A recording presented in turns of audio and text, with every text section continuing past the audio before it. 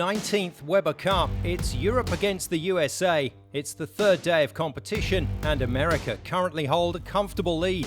Here's a recap of the story so far. Team USA always seem to do better than Team Europe in Baker matches.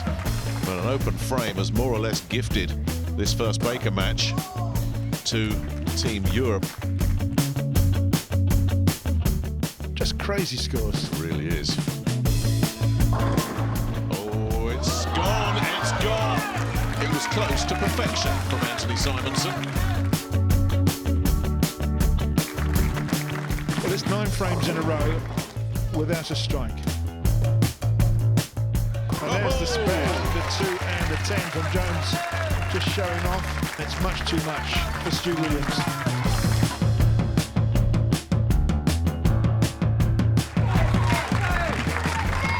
We're here to play this year. We're here to play. Let's go. American dominance continues in the early going. And he's got the messenger to kick out that 10. Oh, you don't want to be doing that against Stu Williams. You might end up in the car park. He must take all 10 just to keep this alive. And he's left the corner 10. Well, what a big win that is. And I tell you, Europe are clinging on by their fingernails here. Here we are, dead level again. Huge pressure on the European skipper here. And that was a shocker.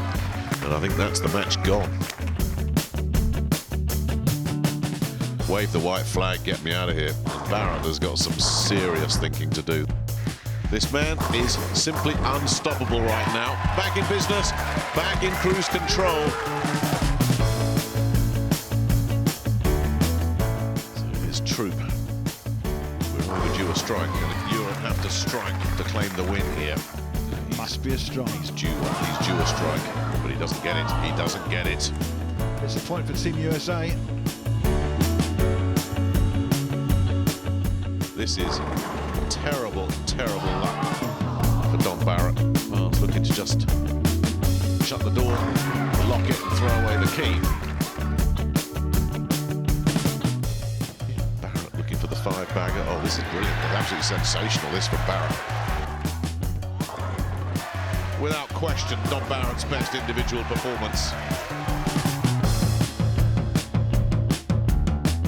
This for the match. It's missed. Needs to be good. It is. We go to a roll-off for the second time today. This for the match.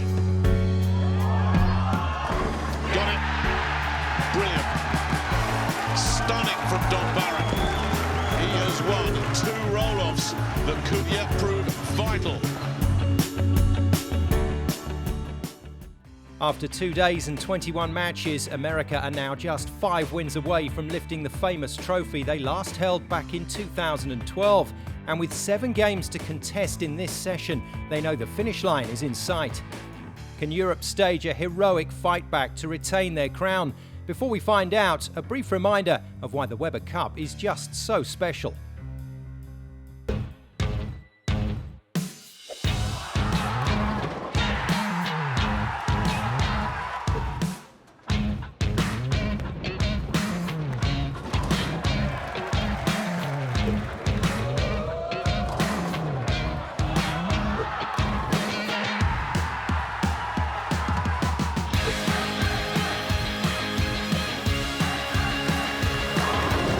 This crowd has been treated to a real power play.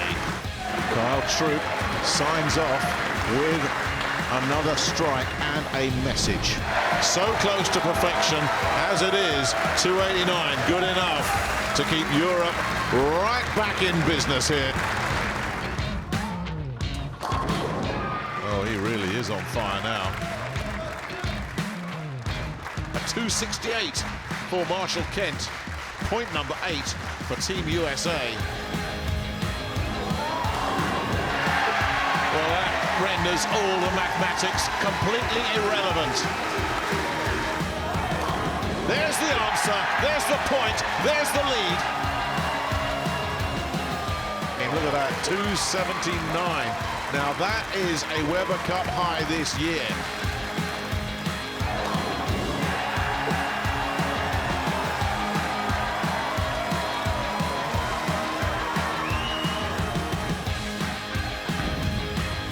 Is it a strike? Yes, it is! It's a point for Europe, and Stu Williams has come through big time. It's celebration time now for Team Europe. The pattern is clear to see. Periods of American domination followed by the Europeans. The US ruled the first 3 years. Europe came back in 2003. Team USA next. Things tightened up from 2009 before 5 years of European domination began in 2013. Coming up now, looking to end the streak, is Team USA's Kyle Troup taking on Europe's Martin Larsen.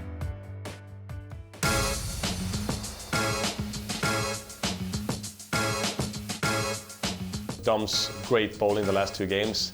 It's what we needed to really get some extra sparks for today. I know we're far behind, but with those 2 wins in the back, we can do this. We feel really confident. You know, we could have really stuck it to him last night, winning the last match against Dom, but you know, sometimes the breaks don't go our way, but we're still sitting in good position, just trying to stay in the process. You know, keep focusing on winning 1 session at a time. It's 1 point for the win with 19 required to lift the trophy. The matches are played over 10 frames, and your commentators for this one are Cass Edwards and Nick Halling. These two met last night. Larsen bowled a pretty good 224, but 220s don't seem to be winning too many matches at this year's Weber Cup. And Troup's 244 helped give the Americans what was then a 14-5 lead, but a couple of victories from Don Barrett after that just steadied the ship a little bit, but the Europeans need to continue to make significant inroads into that deficit during this Sunday afternoon session. The last thing they want is to see Kyle Troup with his hair restored to the full Fellaini, getting off to another good solid start, and he has been very reliable. I mean, all the talk has been about the sizzling Anthony Simonsen, but Troup has been steady and solid. Absolutely, Nick. Yes, he's, as in the last 2 years, he's still the highest average player of the tournament, averaging over 253 for his singles games. And unfortunately, Martin Larsen is trailing behind somewhat.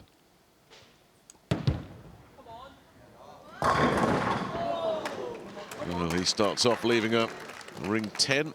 Yet to win a singles match here at the Weber Cup, Martin. And worth repeating that he's not 100%. He's close to 100% after wrist surgery. But it does seem to have had a little bit of an effect on his game. Yeah, he's had a 188 and a 224 game, I think, as you said, but he needs to invoke his nickname, Lucky Larsen, and that is not the sort of start that you need first frame, first game. Worryingly, he had a similar single pin spare on the other side on Friday night where he missed horribly, and he's done it again. We are playing on 45 feet of oil. It's quite a long oiling pattern, and there's 3 times the amount of oil in the middle of the lane than there is on the outside of the lane, so it should actually be quite a high scoring condition for these guys, especially for Kyle Troup, who starts with a superb messenger across the pin deck. That was the head pin that came across, took the 10 pin away, strike to open up with.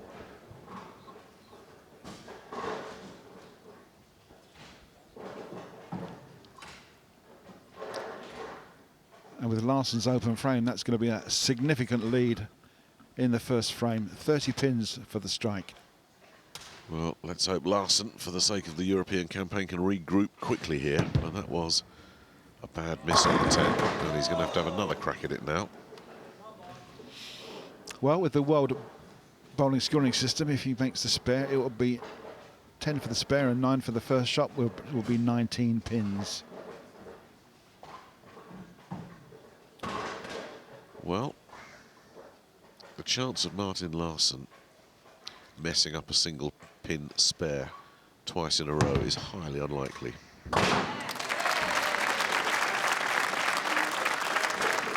Well, he obviously got lucky. He went hard and straight at it and converted it, but not the opening that he would have wanted. Of course, Troup now, with a strike in frame 1, is looking for a double, frame 2, to extend that lead to at least 30 pins.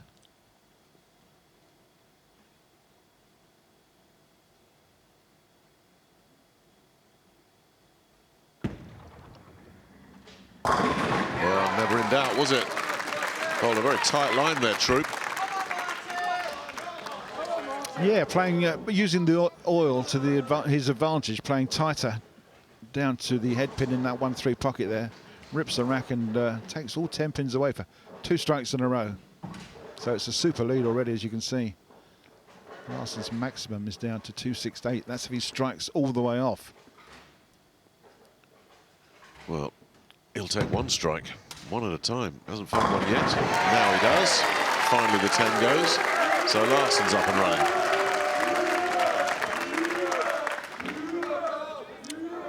Well, that may well bring his confidence back, but he needs to probably throw 3 or 4 of those in a row. But he certainly won't be able to stop Carl Troup if Carl Troup is locked in and doesn't want to give it up. He's looking for an early point for Team USA, who only need 5 more wins to take home the Weber Cup.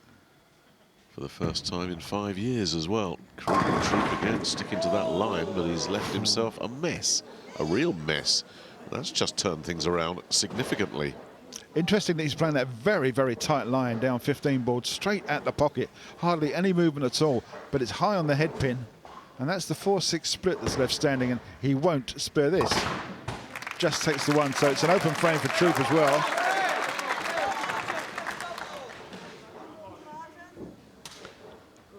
So the lead is just 11 after 3 frames. Yeah, he's annoyed with himself. Be interested to see if he actually changes his line next frame, plays a little bit wider. Give himself just a fraction more room for that ball to hook up in the last 15 feet of the dry part of the lane. So Larsen looking to work a double here and does.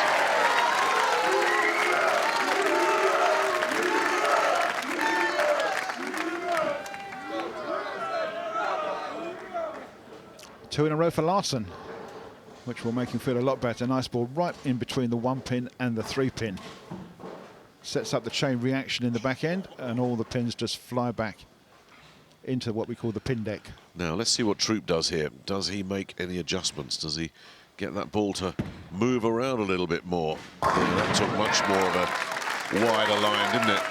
Certainly gave himself more room, yeah, and maybe that last frame was just a little bit of an error. There he is, much more on the outside, and there's the rotation on the ball, bringing it back into the pocket.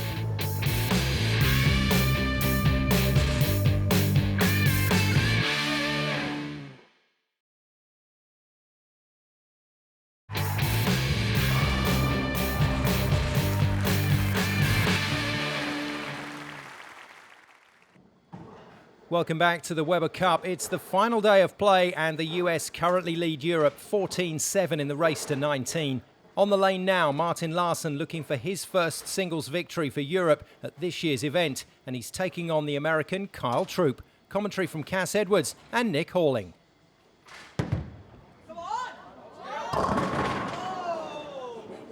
Well, it's a makeable spare, that's the good news. Yeah, a bit of overreaction in the back end, then went high through the head pin. Cut right through, leaving the 3, 6 and the 10 pin. That's, you see, it looks, almost snaps to the left-hand side of the head pin. A major, major hooking error there. So out comes his white ball, harder surface. It will go a lot straighter at these 3 pins, and he'll hope to spare them. Oh dear, oh dear. Oh dear. That's sort of the wheel coming off a little bit for Team Europe in the first game. Well, he is suffering now, Martin Larsen. Well, it's 2 strikes and 2 open frames. That ball has just slid right past the 3-pin with the lane conditioner and the hard ball. Almost aquaplaned. No movement whatsoever. And you can imagine what Carl Troup's going to do. Bury this one right in the pocket. And get a 10 with the help of a messenger. Well, didn't he do that before? Use the messenger to kick out that 10. Doesn't matter, this ball comes in and it's right in the pocket. This is the head pin flying across the pin deck, knocking on the door, knocking on the 10 pin. And nobody's at home. He's pumped up, isn't he, Kyle Troup here? Oh, 4 strikes out of 5 frames. Meanwhile, it just continues to be a tough afternoon at the office for Martin Larsen, who leaves the 8-pin kicking around on that back line. That was just unlucky, Larsen. Unfortunately, it was a pretty good shot. The ball just cut through, went straight through the 5-pin with no deflecting onto that 9-pin. Sorry, that 8-pin.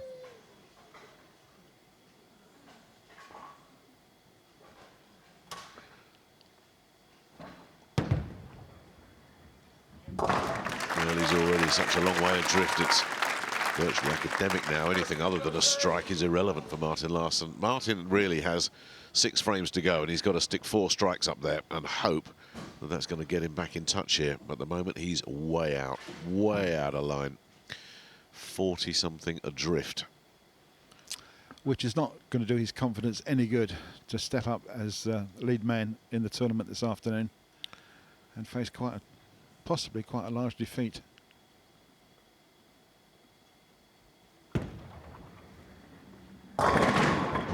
Well, this time it's done it again. 3 in a row. I was going to say this time he's missed it, but it gave it a tap coming back out of the gutter, and Troup's used up a little bit of his luck right there. Shows the amount of power he's generating into those pins. Again, that head pin comes across, misses it first time, but comes back and shoots it twice, and away it goes. Yep, bring it on, everybody. It's another strike for me. 3 in a row. He's got some attitude today, Kyle Troup.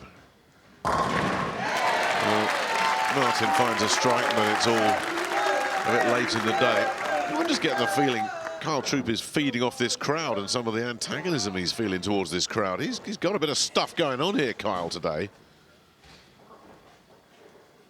Flamboyant and effervescent could describe him. I'm not going to try and describe his hair, but it's his nickname is Fro, obviously from Afro.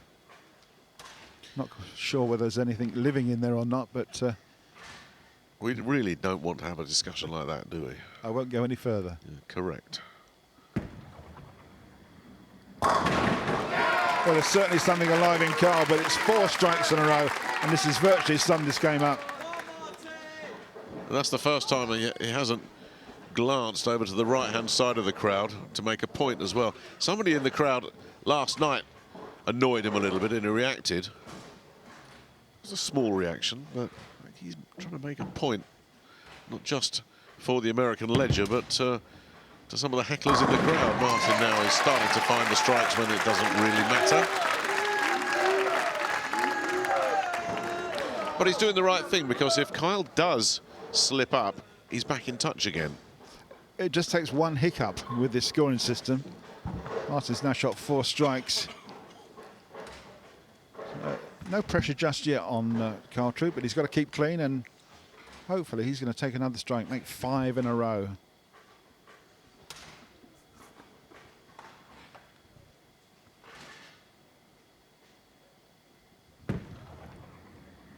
He's not looking like he's going to slip up. That was frame 8, and that's pretty much the match winner right there. Well, he's going to keep his average of 250 plus with this game. Apart from that very unfortunate split he had in frame 3, he's been perfect.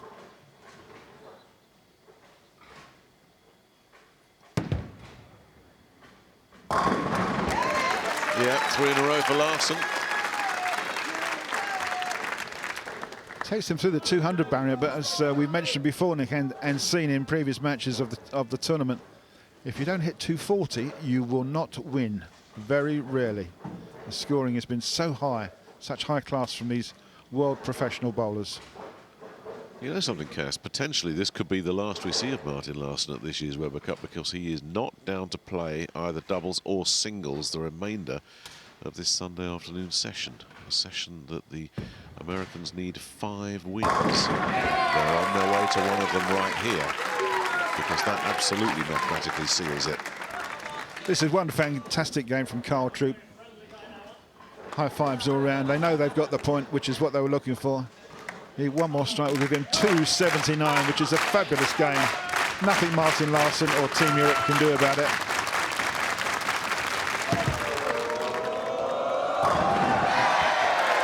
Well, Martin checks out with a 236. He continues to improve. He's gone up from 199 to 224, now 236.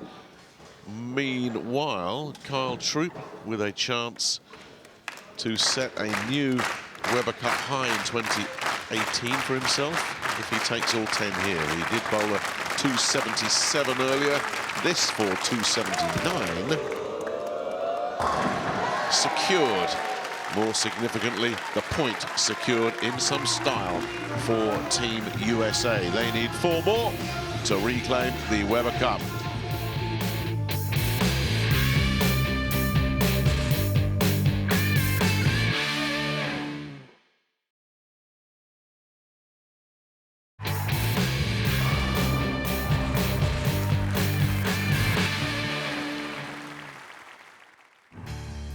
Welcome back to the Webber Cup, where a frustrated Martin Larsen has just lost to the impressive Kyle Troup. The American wrapping up his 4th singles victory to move the US on to 15 points, 4 shy of the 19 needed.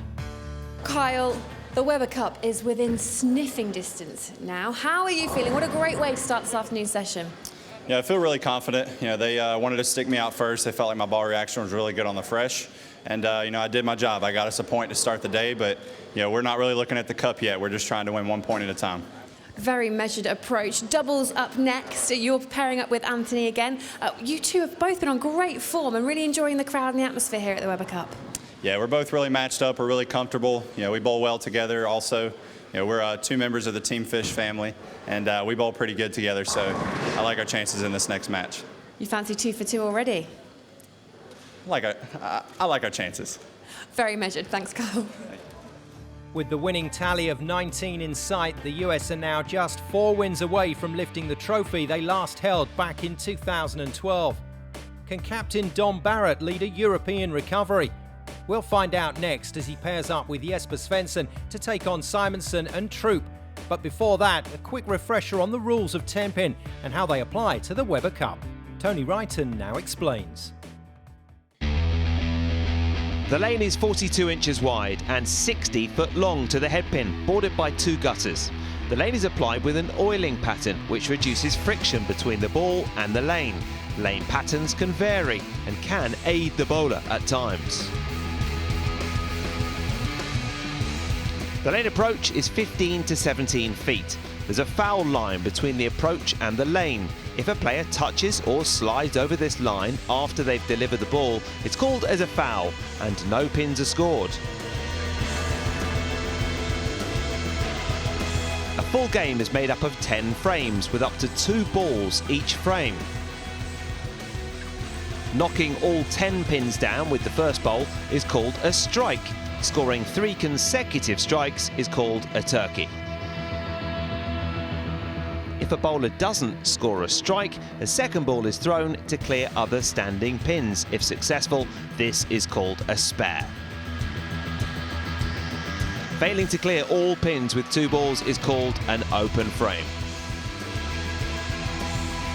Sometimes pins are left standing at opposite ends of the pin deck. This is called a split and often results in an open frame. If scores are tied after 10 frames in this tournament, players will bowl off a 2-frame roll-off with the game scores scratched. The bowler's ultimate goal is a perfect 300 game, which is the maximum 10 strikes in a row.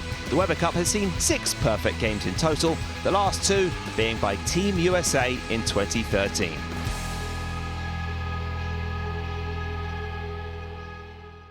Matches run for 10 frames with a strike worth 30 points and the maximum score being 300. A spare is 10 points plus the pinfall of the first shot in that frame and an actual pinfall after 2 shots in an open frame. Coming up now, can Europe add some much needed blue to the board? Let's find out.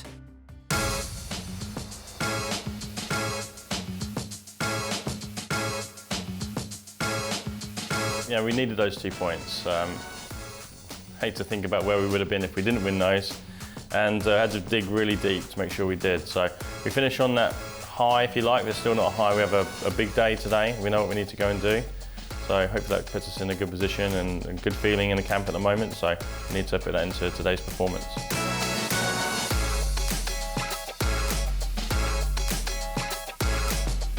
In our group chat, just same motto, just keep pounding. Can't let off them. They're a strong team. If they get a rally going, they're hard to stop.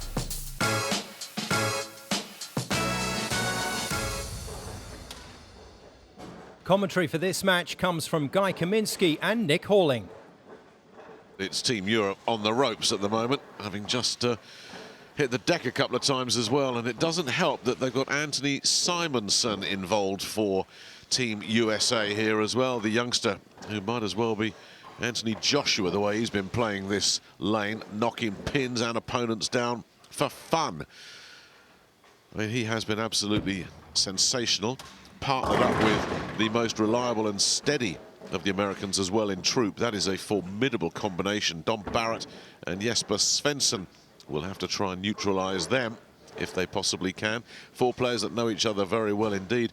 Tall order this for Europe, with the American partnership so composed, so in gear, so in sync with each other. Absolutely, Nick, and I think the boxing analogy is a good one because we've got the heavyweights out here now. These are the 2 best players from each team going to go toe-to-toe here, and I think it's whoever lands the best punch first here, whoever blinks first is going to lose. Look at Dom Barrett there, just the damage to the side of his right eye. It looks like he's taken a bit of damage there earlier, which he did, incidentally. That happened in Spain. He's very self-conscious about it. He said he was getting out of a cab and he went onto a dodgy bit of pavement and he had his phone in one hand and he had a beer in the other hand. And he did what any red-blooded male would do. He looks after the phone and he makes sure he doesn't spill his beer. Unfortunately, his face took the full brunt of the fall. Yeah, that was a celebration after winning the Swedish league for Team Pergamon. So, but that's what captains do, you lead from the front. That was taking one for the team, wasn't it? Yeah, absolutely. Shame, but Dom's taken a bit of stick for it. But right now, I think he's tired of Europe taking a bit of stick. But didn't he step up last night, Nick? How good were those 2 games we saw him bowl? Massive what he did last night. Absolutely massive. It kept the competition alive. Those back-to-back wins, beating Chris Barnes with the superb 288, and then stepping up again and winning that roll-off against Simonsen, that 267 tied match. Yeah, I think, well, based on the history, Dom seems to like these close ones. He's been involved just about in all of them. 2 roll-offs he's been in. One of them a double. Both, yeah. The double roll-off. That was an epic match. Players all wearing microphones, so we will try and eavesdrop on their conversations from time to time. Here's Simonsen to get the party started, taking out all 10. It's a great shot there. You can see the guys. So Simonsen and Troup, both 2-handed, hugely powerful balls. And they hit the pocket. You can see how the pins really explode when they get down there. And Jesper also 2-finger on the left-hand side. And what's interesting, he's using a reactive ball, using actually a lock. Oh, my goodness. Well, we saw it with Martin Larsen with the very first ball of this afternoon session. He left himself a horrible situation to deal with. That was just a single pin which he messed up. This is a makeable.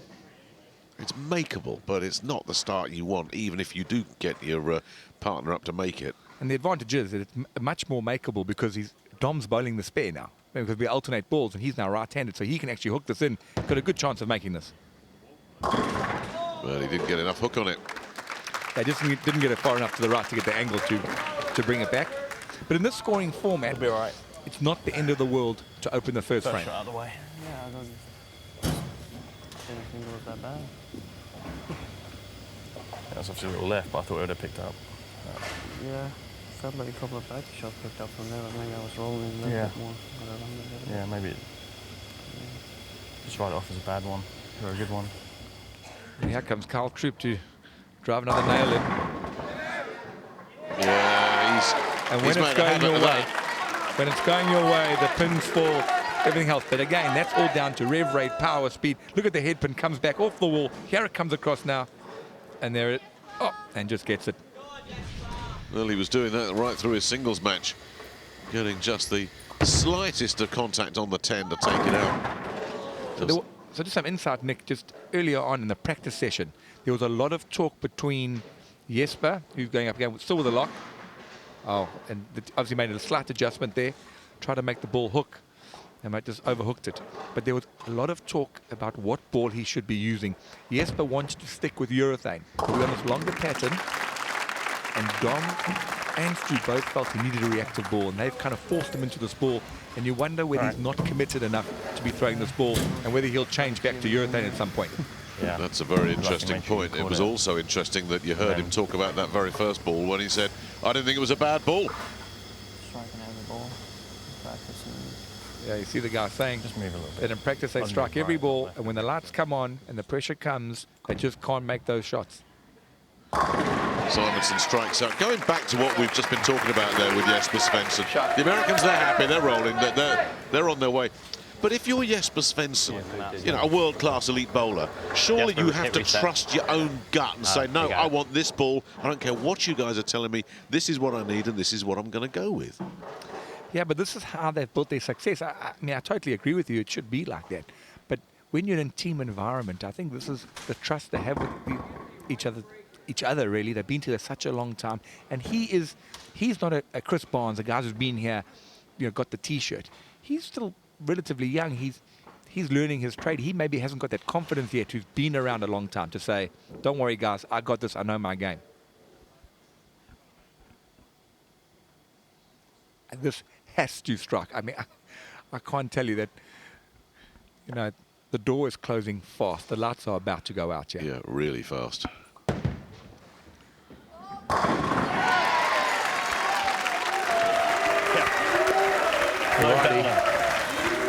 Tough thing for Dom now is that he hasn't thrown a ball now in 4 frames. That's pretty good. Yeah, that's the pin that was on the table. Not sure. And just the crowd are desperate to get into this match. I mean, we can even hear them trying to chant a bit when we live down on stage. But the Americans literally aren't giving them a chance to get involved in the matches. No, it's real good situation management by the Americans, isn't it? As you say, they're giving them no traction at all. And it does beg the question about who is the MVP. I mean, Simonsen has absolutely thrilled and delighted us and has hit some ridiculous scores, but Troup has been so consistent at such a high level throughout the weekend. There's a strong case that he could be the most valuable player of this competition. There he goes again. Yeah, I mean, that's the key to when you've only got 4 guys in a team, and if one of you are off, you get very exposed. We've seen in the past where we've had some American guys who haven't really performed. It can become a lonely place out there, and there's nowhere to hide in this lane. And unfortunately for Martin right now, it is just not looking great for him, and all 4 Americans have performed great. But for me, my MVP at this point in time has got to be Simonsen on debut. But Barrett finally gets a full rack to play with and treats it with the disdain it deserved. Yeah, that's a good thing. I mean, these 2 guys get in a roll. The USA team will know that if Svensson and Barrett get striking, they can take this game right off the sheet. So they've got to make sure they make no mistakes. Easier said than done.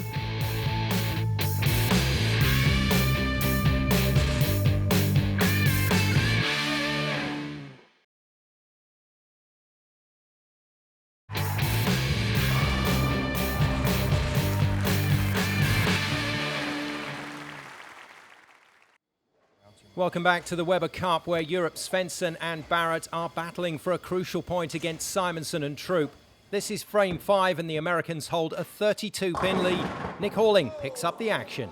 Oh, it's not going to go, is it? It's not going to go. Well, that will just give them a chance to nibble back at this deficit, as the 7-pin did everything but fall. Yeah, good shot there. You can see when these guys with the high rev rate get down there, how the pins really just stay on the deck and bounce from side to side. It just increases their strike potential. It's amazing. So nicely done. And we haven't seen any mistakes from USA this whole weekend. No. All right, critical shot now for Svensson. And these are the ones when you're not 100% in belief of the bowling ball, when you just want it too bad, you don't quite let it go the same when you get these corner pins. Let's see if he can cut it loose.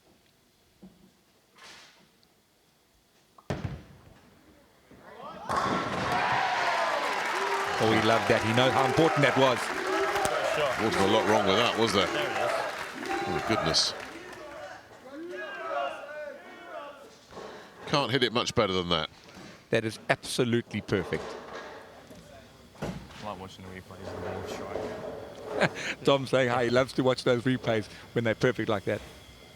Well, we've had a few this weekend, haven't we? Unfortunately, we've just seen too many of those from USA. And a lot of them from this guy right here.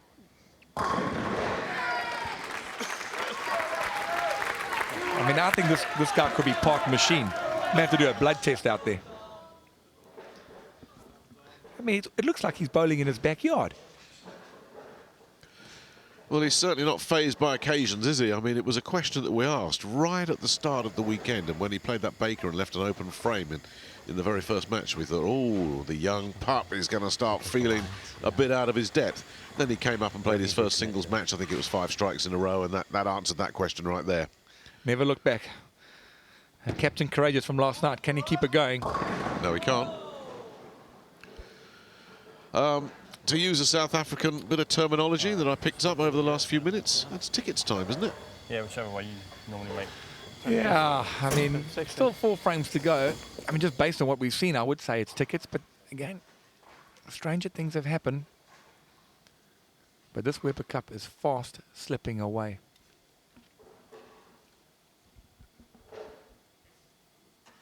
Tough spare for a left-handed 2-finger bowler. Yeah, I was just about to say, you know, this is so easy for a right-hander. But he's done the job.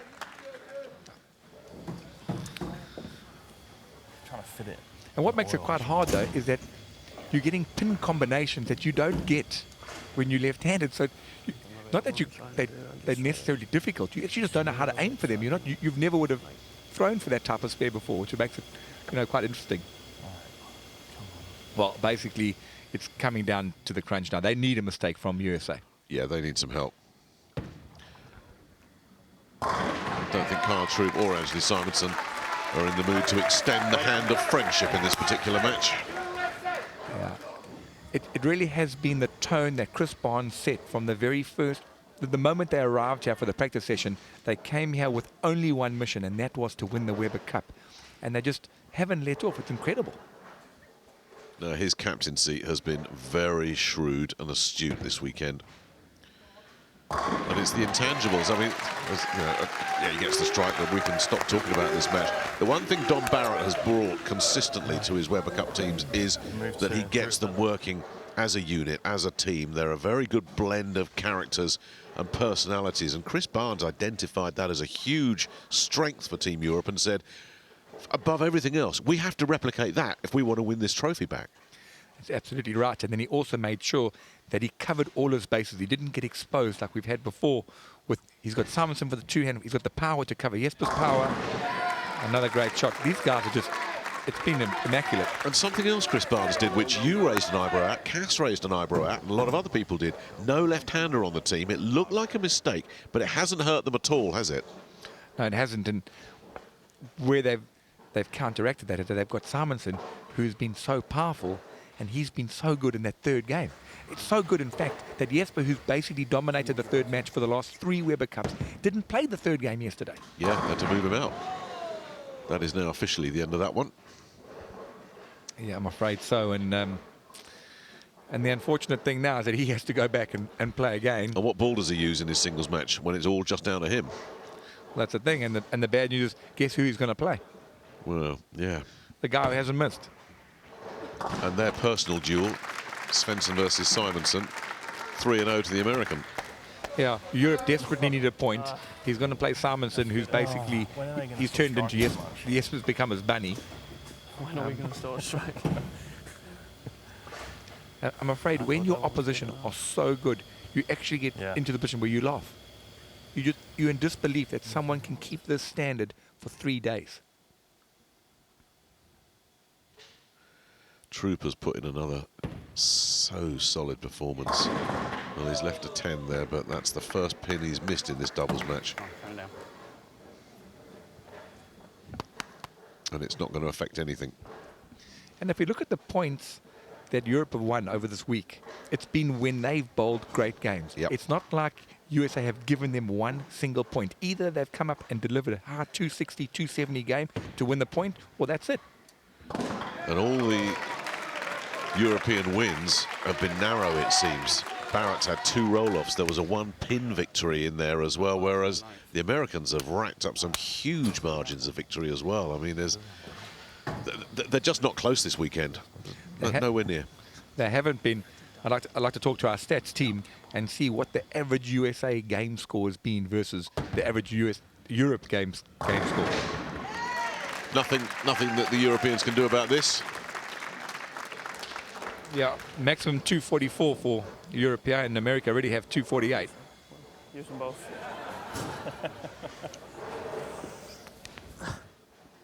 Yeah, there is nothing other than seeing the funny side.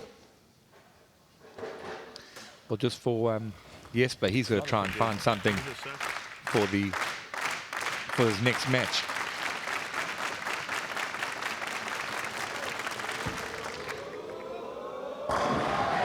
Troup signs off with another full rack. He missed 1 pin. That was it. Simonsen missed 1 pin. That was it. That's how you end up with a 278 score. And tack that on the back of Troup's 279 in his individual match against Martin Larsen. It just amplifies the point you've made. The Europeans have got to be bowling at an exceptional level to get anything out of this. Well, the only way you can beat that score is by shooting 300.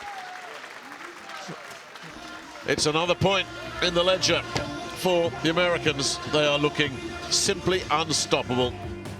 Another dominant display by the impressive Troup, and Simonsen moves Team USA onto 16 points in this race to 19. But further disappointment for Europe, whose captain Don Barrett is now talking to Hannah Wilkes. We're bowling okay. We're not bowling bad. Martin bowled a pretty decent game. We bowled okay there. We bowled a good game, but they're bowling great. We can't really do anything to affect that, so we just have to keep doing what we can do, and that's just controlling how good we can bowl.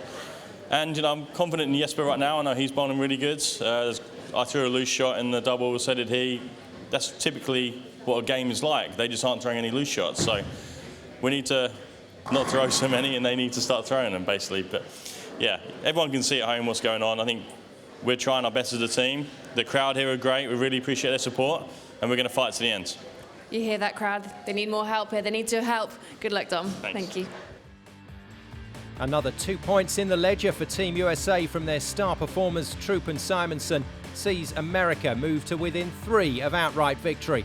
Is there anything Europe can do to stem the red tide? We'll find out next time when the Weber Cup continues.